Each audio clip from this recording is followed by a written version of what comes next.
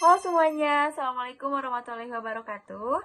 Yang terhormat kepada Bapak Junaidi Abdillah selaku Kaprodi Komputerisasi Akuntansi, dan yang terhormat kepada Bapak Hendy selaku dosen mata kuliah Lab Sistem Informasi Akuntansi. Perkenalkan, kami dari kelompok 5 akan menjelaskan mengenai materi perancangan sistem informasi akuntansi. Tapi sebelum menjelaskan materi tersebut, kami akan memperkenalkan diri kami terlebih dahulu. Halo semuanya, perkenalkan nama saya Wulan Siti Rodia. Saya Reha Ilham. Nama saya Anita Lutfiati. Baik, kita langsung saja kepada penjelasan materi yang pertama, yaitu akan dijelaskan oleh rekan saya, Rehan Ilham Wijaya. Selamat menyimak. Oke, yang pertama di sini ada perancangan sistem informasi akuntansi. Tujuan utama sistem informasi adalah definisi yang jelas tentang tujuan dan kebutuhan informasi.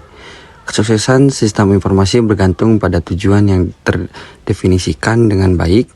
Sistem yang memiliki tujuan yang jelas akan memberikan lebih banyak manfaat bagi organisasi daripada sistem tanpa tujuan dengan tujuan yang sedikit atau tujuan yang terlalu ambisius.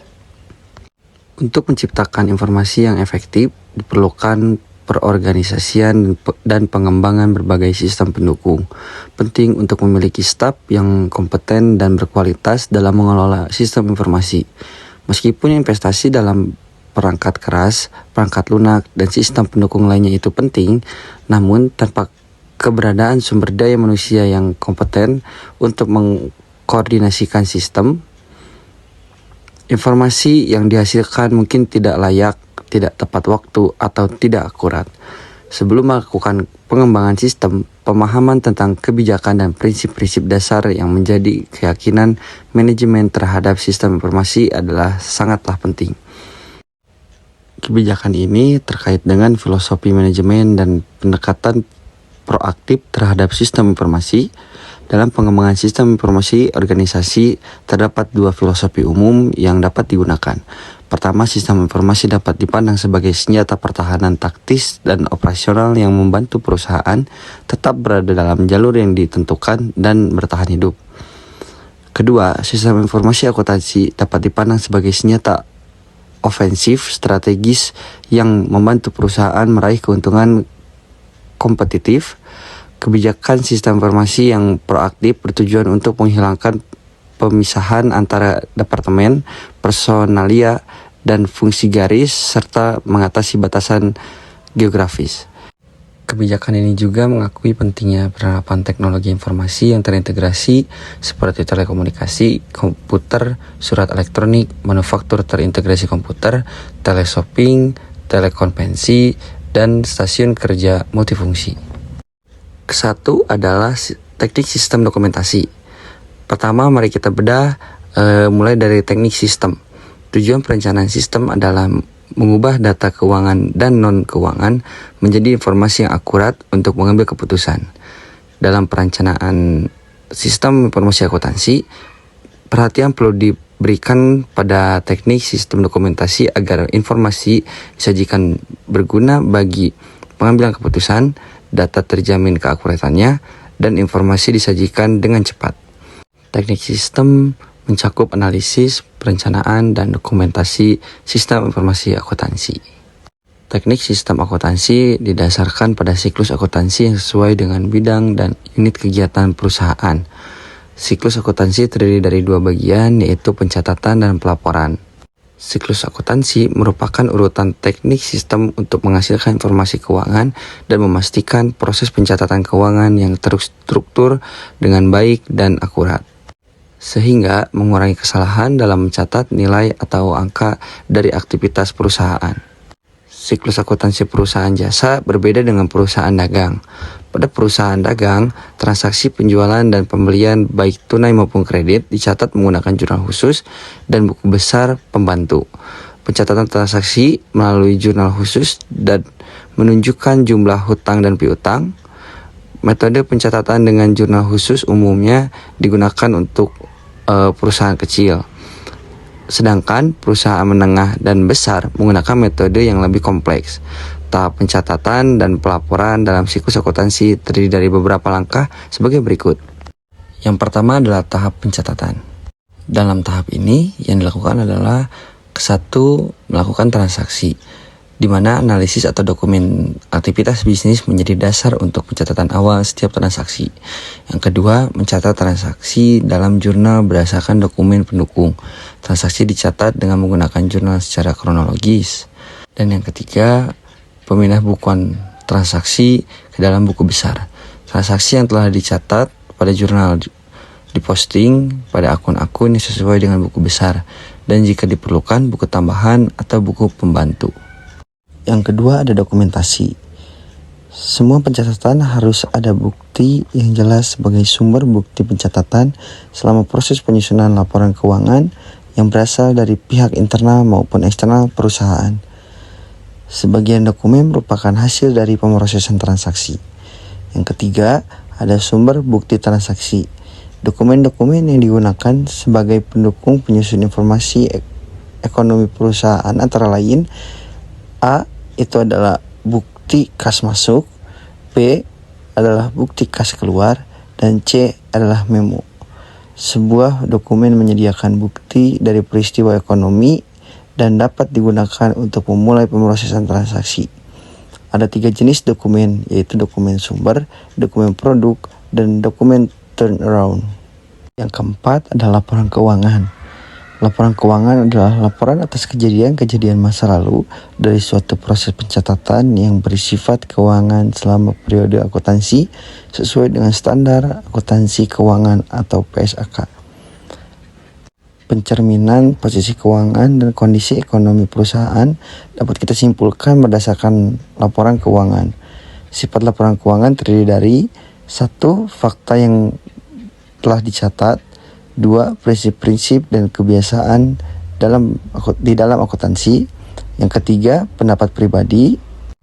Lalu ada fungsi laporan keuangan adalah menyampaikan informasi dari aktivitas perusahaan antara lain: 1. Menyajikan informasi keuangan berupa aset, liabilitas, dan ekuitas perusahaan. Yang kedua, menyajikan informasi mengenai perubahan dalam harta bersih yang terjadi sebagai akibat kegiatan usaha dalam rangka memperoleh laba. Yang ketiga, menyiapkan informasi keuangan untuk membantu para pengguna laporan keuangan dalam menaksir potensi perusahaan dalam menghasilkan laba. Dan yang terakhir, yang keempat, menyiapkan informasi mengenai perubahan harta dan kewajiban perusahaan seperti informasi mengenai pembiayaan dan investasi. Laporan keuangan menurut PSAK nomor 1 revisi tahun 2009 yang terdiri dari 1. Posisi laporan keuangan atau neraca, 2. Posisi laba rugi atau laporan laba rugi, yang ketiga perubahan ekuitas, yang keempat perubahan laporan pemutaran kas, dan yang kelima catatan atas laporan keuangan. Selanjutnya kita lanjut ke materi pemodelan sistem berbasis data. Rekor akuntansi dalam sistem berbasis komputer disajikan dalam 4 jenis file magnetis yang beredar, yaitu 1. File induk secara umum berisi data-data akun. Buku besar dan buku pembantu adalah contoh dari file induk itu sendiri.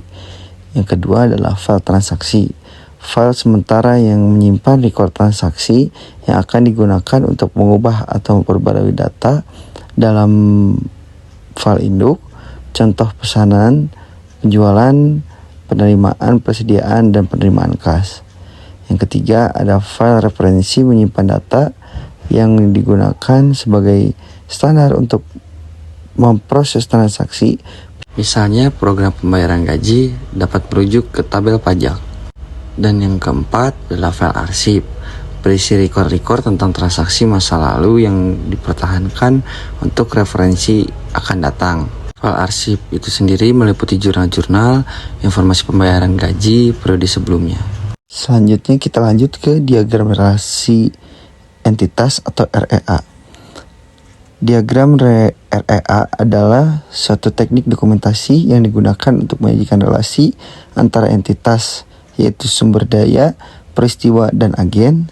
Dalam sebuah sistem, sebuah entitas adalah sumber daya seperti mobil, kas, atau persediaan. Sebuah peristiwa seperti memilih mobil, pesanan barang, menerima kas, atau memperbaharui rekor akuntansi. Atau seorang agen antara lain yaitu petugas penjual, pelanggan, atau pemasok. Lanjut lagi ke bagian flow map. Flow map apa sih teman-teman? Nah, flow map adalah paket perangkat lunak yang didedikasikan untuk menganalisis dan menampilkan interaksi atau aliran data teman-teman. Yang dimana jenis data dalam arti khusus ada dua lokasi geografis yang berbeda yang terhubung ke masing-masing item data. Nah, aliran data tersebut tuh dapat berupa orang, barang, penggunaan layanan pertanian, dan telekomunikasi teman-teman. Yang dimana flow map merupakan campuran peta atau flowchart yang menunjukkan pergerakan benda dari satu lokasi ke lokasi yang lain seperti jumlah barang yang diperdagangkan dan jumlah paket dalam jaringan.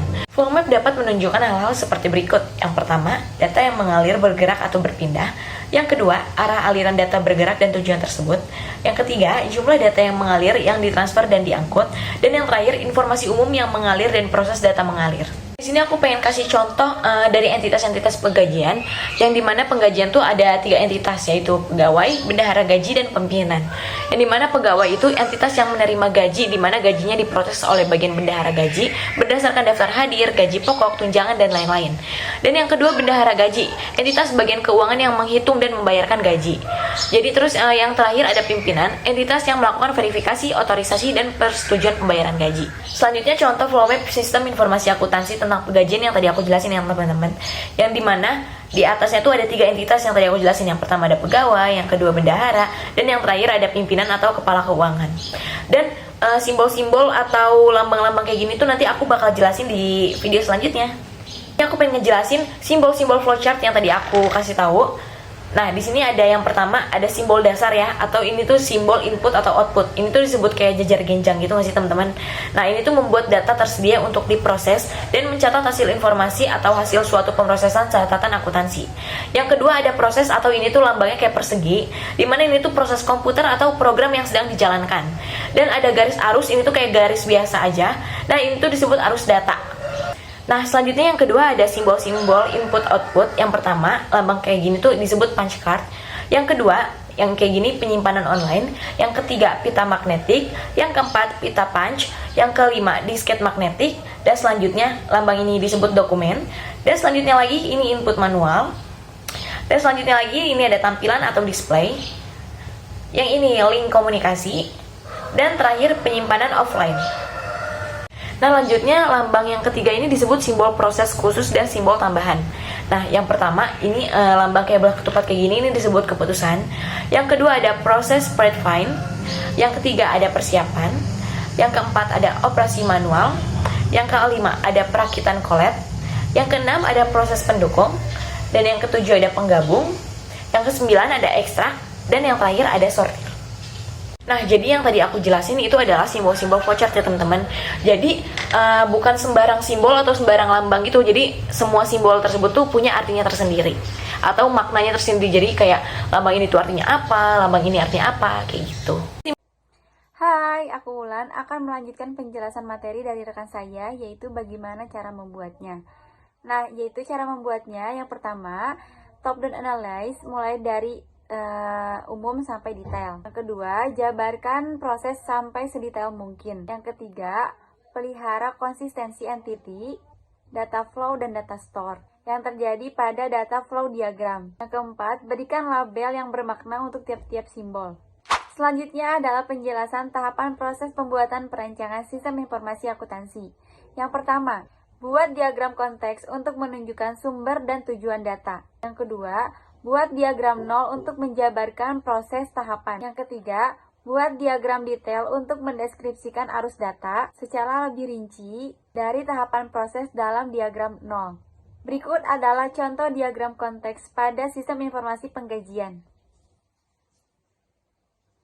Baik, selanjutnya adalah penjelasan mengenai pengertian kamus data. Kamus data merupakan katalog fakta tentang data dan kebutuhan informasi dari sistem informasi dengan mendefinisikan data yang mengalir pada sistem secara lengkap.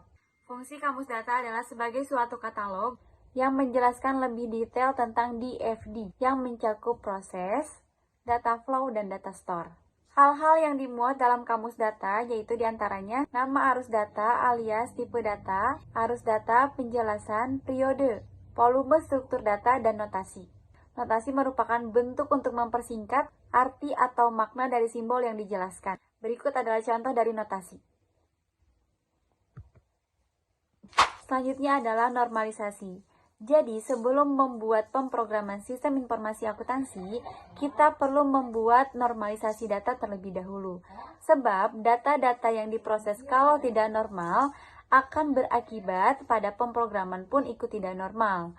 Nah, dalam penyusunan normalisasi perlu diperhatikan beberapa hal, yaitu diantaranya yang pertama, konsep dasar normalisasi. Konsep dasar normalisasi adalah proses mengelompokkan elemen data menjadi tabel-tabel yang menunjukkan entiti dan relasinya. Yang kedua, kunci normalisasi. Nah, kunci normalisasi ini ada beberapa jenis. Yang pertama ada kandidat key. Kandidat key adalah satu atribut atau satu set minimal atribut yang mengidentifikasi secara unit suatu kejadian yang spesifik dari suatu entiti. Kedua adalah primary key. Nah, primary key ini adalah kunci yang paling unik atau kunci yang mewakili setiap kejadian. Yang ketiga, alternative key. Nah, kalau alternative key ini adalah kandidat key yang tidak terpilih sebagai primary key. Yang keempat, foreign key. Foreign key yaitu atribut atau satu set atribut yang melengkapi satu hubungan atau relationship yang menunjukkan ke induknya. Nah, normalisasi ini memiliki beberapa tahapan, yaitu yang pertama ada unnormalized form, yaitu proses pengumpulan data yang akan direkam dengan tidak mengikuti suatu format tertentu. Nah, berikut contohnya. Yang kedua, first normal form, mempunyai ciri yaitu setiap data dibentuk dalam flat file. Dengan setiap file, tidak ada atribut yang berulang. Nah, berikut contohnya. Yang ketiga, second normal form, yaitu mempunyai syarat bentuk data telah memenuhi kriteria. Bentuk normal 1 dan atribut non-key, bergantung fungsi pada primary key. Nah, berikut contohnya. Yang keempat, third normal form, yaitu relasi harus dalam bentuk 2NF, dan semua atribut non-primer tidak mempunyai hubungan transitif. Yang kelima, Boyce code, mempunyai paksaan yang lebih baik dari 3NF. Relasi harus dalam bentuk 1NF dan setiap atribut harus bergantung fungsi pada atribut super key. Tahapan selanjutnya adalah tahapan pengkodean. Tahapan ini dilakukan untuk mengklasifikasikan data yang dimasukkan ke dalam komputer ataupun untuk mengambil bermacam-macam informasi. Kode dapat berbentuk dengan kumpulan-kumpulan angka, huruf atau simbol lainnya. Materi selanjutnya adalah diagram IPO atau IPO dan HIPO atau HIPO. IPO adalah menggambarkan input yang diperlukan untuk memproduksi output tertentu. Biasanya tidak memberikan informasi yang detail bagaimana cara memproses input tersebut. Sedangkan HIPO adalah sekumpulan diagram IPO yang terorganisir. Nah, itu saja penjelasan dari saya. Kesimpulan dari materi kami adalah perancangan sistem informasi akuntansi merupakan langkah krusial dalam memastikan keberhasilan pengelolaan informasi keuangan suatu perusahaan, teman-teman. Yang dimana proses ini melibatkan identifikasi kebutuhan informasi, pemetaan alur kerja, pemilihan teknologi yang sesuai, dan pengembangan kontrol internal. Dimana dengan perancangan yang tepat, perusahaan dapat meningkatkan efisiensi operasional, akurasi pelaporan keuangan, dan keandalan sistem secara keseluruhan. Terima kasih atas perhatiannya, kurang lebihnya mohon maaf karena kami masih proses pembelajaran. Wassalamualaikum warahmatullahi wabarakatuh.